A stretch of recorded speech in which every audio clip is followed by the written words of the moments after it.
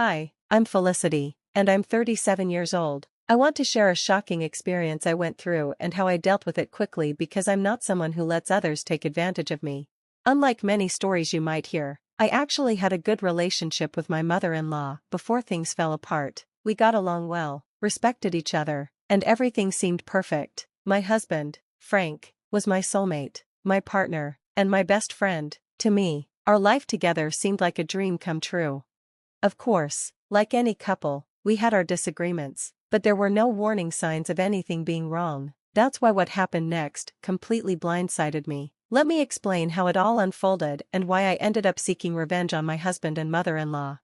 It all started with a vacation I planned for our family. Originally, it was just supposed to be for Frank and me, but I decided to invite Tiana, Frank's widowed sister, because I knew she was feeling lonely. I covered most of the expenses, including the hotel, food, and activities. Frank and Tiana only had to pay for their own extras.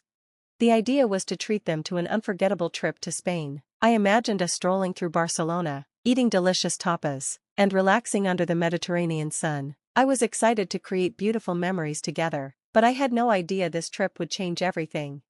On the day I revealed the surprise, I was so happy. I stood in the living room holding the plane tickets, smiling as I called Frank and Tiana over. They looked curious but excited as they came to see what I had planned. I handed them the tickets and explained everything. Frank's face lit up with excitement. "Felicity, you're amazing," he said, clearly thrilled. Tiana smiled warmly and said, "Oh, Felicity, this is such a thoughtful gift. I'm so touched." Their reactions made me feel proud and happy. I truly believed this vacation would bring us even closer and create lasting memories. But as you might guess, things didn't go as planned. Beneath the surface of our happy family, there was a hidden layer of betrayal waiting to come out. The trip started perfectly. We explored the streets of Barcelona, enjoyed delicious food, and danced to lively flamenco music. The first week flew by, full of laughter and fun. I felt like everything was perfect. Then came Monday morning. The sun was shining, and everything seemed normal, until I woke up and found the hotel room empty. Frank and Tiana were gone. At first, I was confused. I tried calling their phones, but they didn't answer. There was no note, no sign of where they had gone. It was like they had vanished, leaving me completely alone in a foreign country. Panic set in as I tried to figure out what had happened. Then, finally, my phone rang. It was Tiana. Relieved, but also hurt and confused, I answered the call, not knowing what she was about to tell me. With a mix of worry and disbelief, I broke the silence. "Tiana, where are you? What's going on?" I asked. Her voice sounded colder than usual, carrying frustration I hadn't heard before. "Felicity, I figured I should call since you wouldn't stop ringing my phone," she said flatly. "I'm sorry for disturbing you. I was worried when I couldn't find you or Frank, and your bags were gone. I thought something might have happened." What she said next hit me like a ton of bricks. "We left you." Stunned, I asked, "What? Why? What did I do?" "I just couldn't stand spending another week with you," she said bluntly. "Did I do something wrong?" "Yes, you're just dense," she replied, her words cutting deep. "Dense? What do you mean? You forced this trip on me without asking if I wanted to come. I've tried to tolerate you, but I can't anymore. Let me be clear, I don't like being around you. Family events are one thing, but 2 whole weeks? That's too much. I'm sorry, but Frank and I are on our way to the airport. We can't stay with you any longer." Her words shattered me. How could someone I trusted and cared for suddenly reveal such hatred? "Tiana, I had no idea you felt this way. Why didn't you tell me before? We could have talked about it," I said, trying to hold back my emotions. "It's hard to explain. You just irritate me. It's nothing specific. I just don't like being around you." "That's ridiculous, Tiana. If you couldn't stand me, why even come on this trip?" "Because it was a free trip to Spain. Who would say no to that?" But after a week, I couldn't handle it anymore. Frustrated and heartbroken, I demanded, "Let me talk to Frank." She handed the phone to him, and his voice was just as cold as hers. "Hello," he said. "Frank, you left me too? How could you do this?" "I didn't leave you because I don't like you. I left because my mom needed me to take her home," he explained. "So you knew she hated me? How long has this been going on?" "For a while," he admitted. "I thought this trip might help her warm up to you, but it didn't." "Then why didn't you tell me? Why not sit down and talk about it like adults?" Frank didn't have an answer, just silence. I pressed on, trying to make sense of it. So your mom hates me for no good reason, and you've both been hiding it from me, is that it? More silence. Unbelievable, I said. Well, I hope you have a safe flight back home.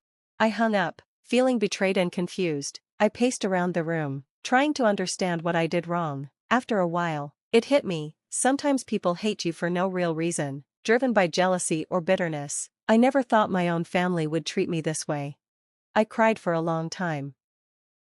After crying for a while, I had a realization. Instead of feeling hurt and defeated, I decided to take control and get back at Frank and Tiana for their betrayal. This wasn't just about revenge, it was about showing them that they couldn't treat me like this and get away with it. With renewed determination, I picked up my phone and called my childhood friend Arlo. He had always been loyal and someone I could count on. When I told him everything that had happened, he listened carefully. "Felicity, you don't deserve this. What's your plan?" he asked. I smiled. "You know how your construction company has all that extra sawdust you don't know what to do with?" "Yeah," he said, curious. "I think I just found the perfect use for it," I replied, my grin widening as I explained my idea. Arlo laughed. "You're a genius. This is sneaky but harmless, a perfect way to make your point. Let's do it." The plan was simple: fill Tiana's house with sawdust. It wasn't destructive, but it would be an unforgettable mess. With Arlo's help, we got the supplies and made sure everything was ready. "How will we get inside?" I asked. "She keeps a spare key under the potted plant on her patio," Arlo said. "Perfect, let's get to work," I said. A few hours later, the mission was complete. Arlo sent me pictures of the aftermath, and I couldn't help but laugh. Tiana's once pristine house was now covered in sawdust, every corner, every surface. It looked like a tornado had swept through. Later that evening, my phone rang. It was Frank, panicking. "Felicity, the house, it's destroyed. Mom's freaking out." I smiled as I replied, "It sounds like karma to me, Frank. How could you leave me in Spain all alone?" "Wait, was this you?" he asked, shocked. In the background, I heard Tiana yelling. She grabbed the phone. "Felicity, how could you do this?"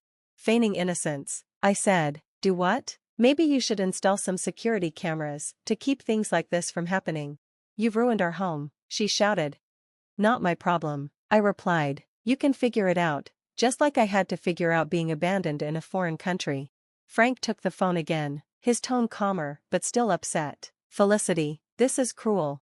I laughed. "Frank, I'm relaxing in a hotel jacuzzi right now. How could I possibly have done anything? Anyway, enjoy cleaning up." I hung up, feeling victorious. For the rest of the trip, I focused on enjoying my time in Spain, exploring the beautiful sights, and finding peace again. Meanwhile, Frank and Tiana were stuck cleaning up the mess, probably regretting how they had treated me. Sometimes, life gives you the chance to serve a little justice. When that happens, take it.